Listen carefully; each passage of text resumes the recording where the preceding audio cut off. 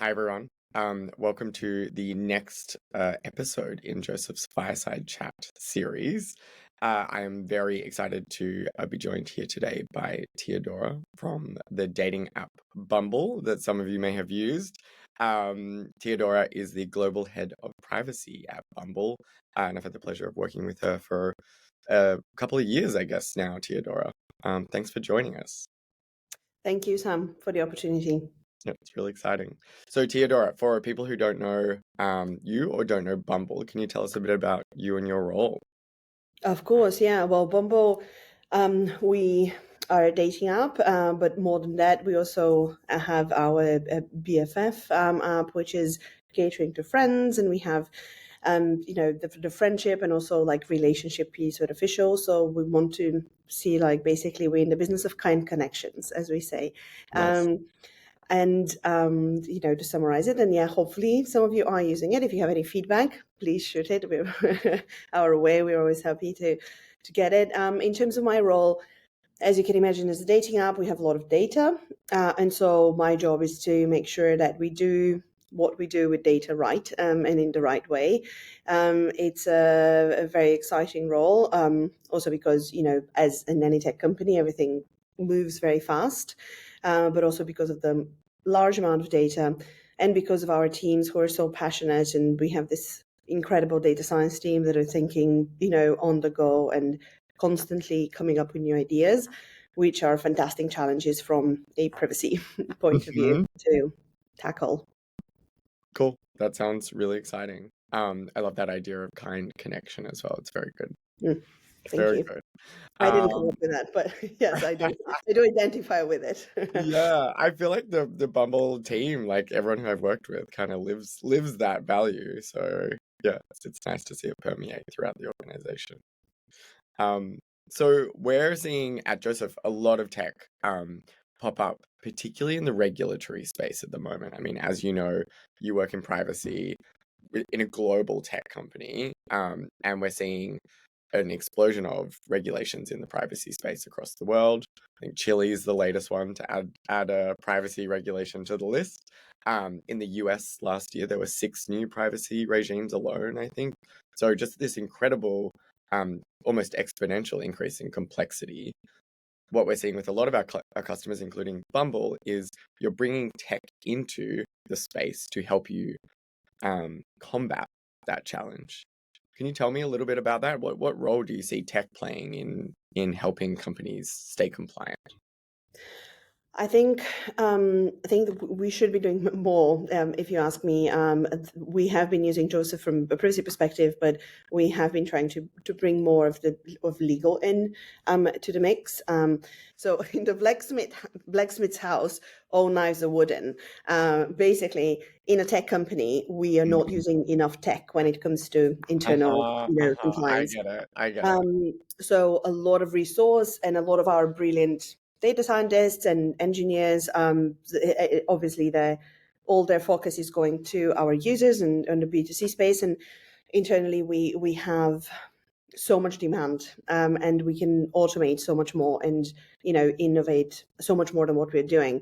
I think from, what we're doing in terms of Joseph is a great example that we can't wait to finalize our last chapter, because it's the level of things that we definitely want to speak through in the company, because and externally, right? Because it just showcased that you do everything, you walk the walk in terms of tech, and in terms of AI, Mm-hmm. including we've been trying to work a lot on our records of processing, for example, and how to do it, leveraging all our resources internally and all the engineering teams that know our systems from A to Z.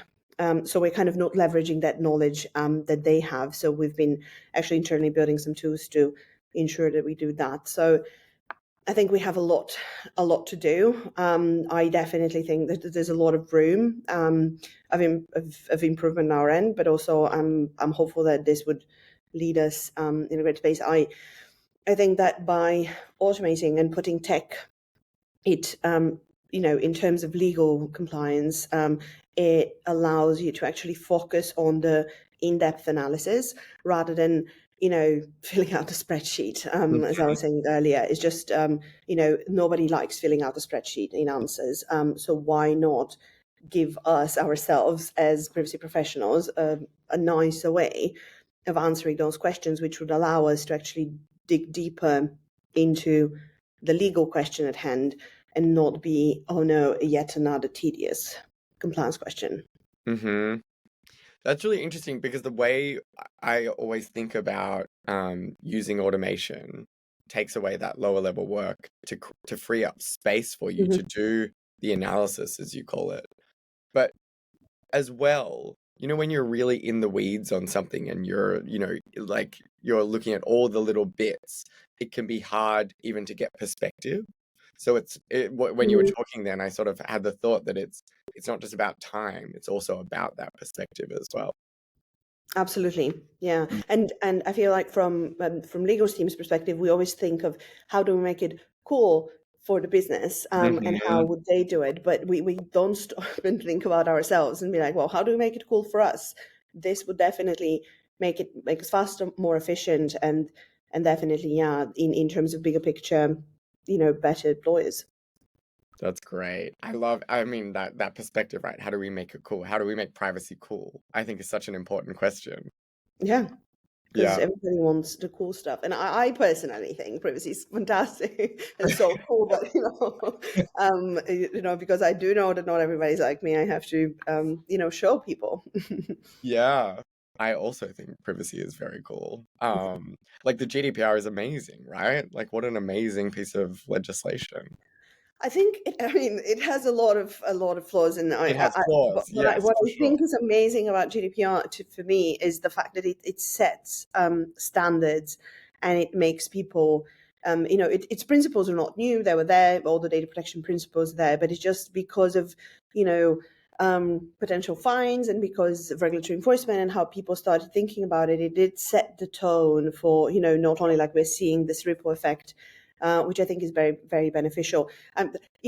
Some jurisdictions are implementing it in different ways, right? Yeah, We see what's happening in the US, which I wouldn't say that it's very harmonized as such, sure. but it might get there with a potential federal bill or whatever. But um, I think, yeah, the very cool thing about GDPR is kind of, up the bar and showcased the world. Privacy is very important. Mm. It is about human rights. It is like it can have a huge impact, so you better take it seriously. And I think that we definitely achieved that purpose. It didn't achieve others. So if I were writing it, but in my if another life, when I go work for the commission. Um, Yeah, absolutely. Yes, there are an awful lot of flaws, but it's a brave piece of legislation that I yeah, think has really absolutely. led the way. So I'm a fan. Um, so you mentioned before, that the privacy team at Bumble tries to make things cool for the rest of the company, and now you're trying to make stuff cool for the privacy officers, the lawyers, etc.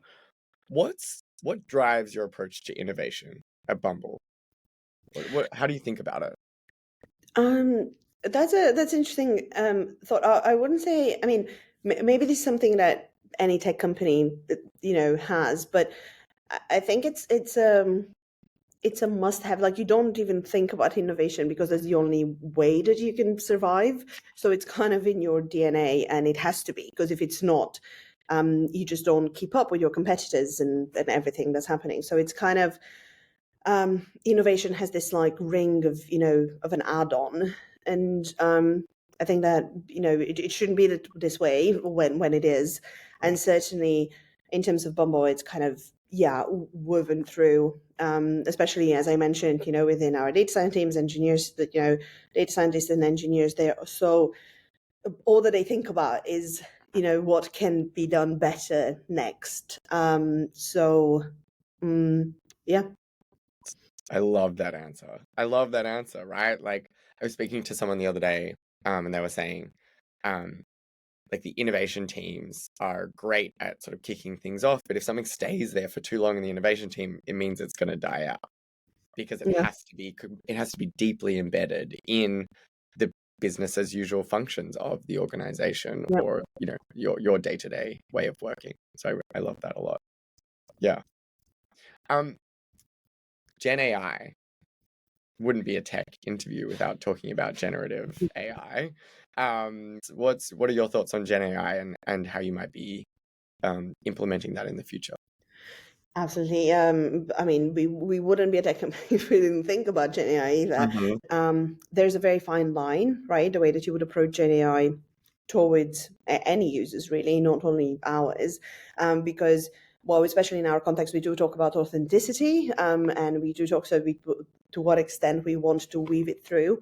But there are many use cases that, unfortunately, I can't speak to because they are in the works, so we haven't rolled out yet. But the way that we're thinking about Gen AI is like weaving it through other iterations of AI. So when, in broad terms, if you think about a feature, then you would have like 3 different models. One of them would be Gen AI to, for example, help explain the outcome to a user.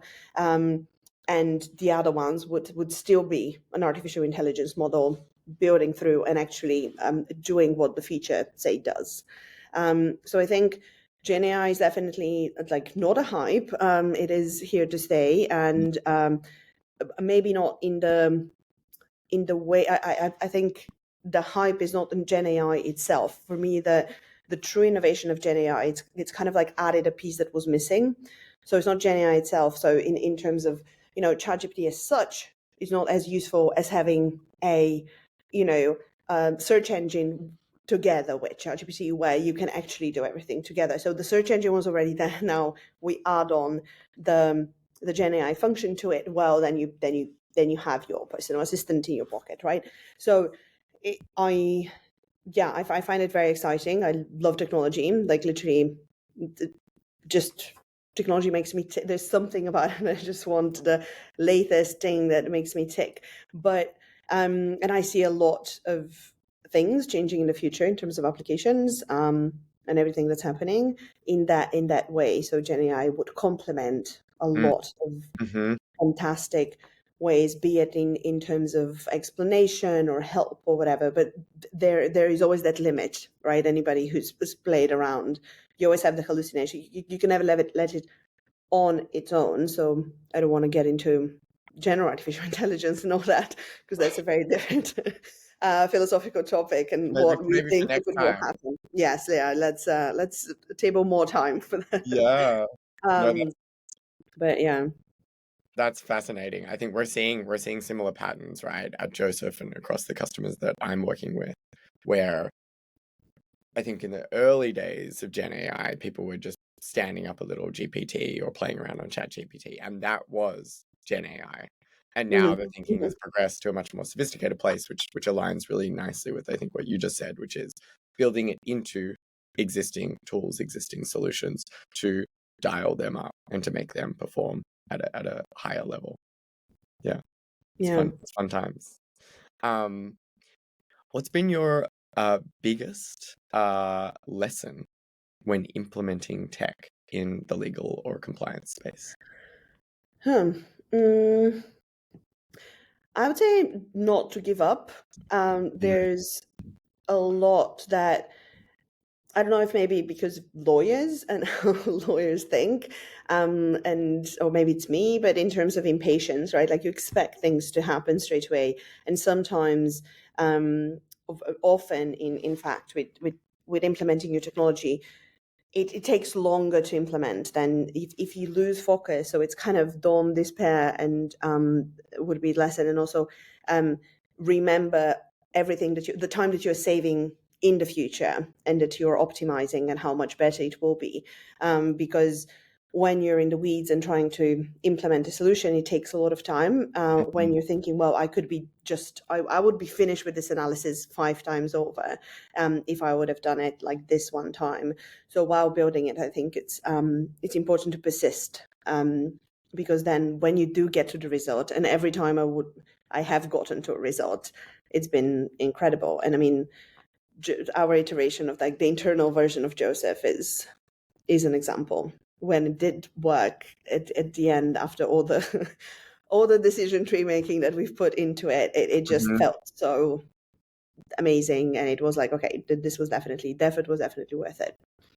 Cool. I think that's such good advice. And look, I'm sure that phenomena of people, what is it? The trough of disillusionment, right? It's got a name in the Gartner hype cycle. I mean, Mm, it doesn't quite match exactly to what you're talking about, but that experience of deflated expectations or unmet expectations, I think is common. But I think it's particularly acute for people like you and me, for people in the legal and compliance space, because we have such high expectations.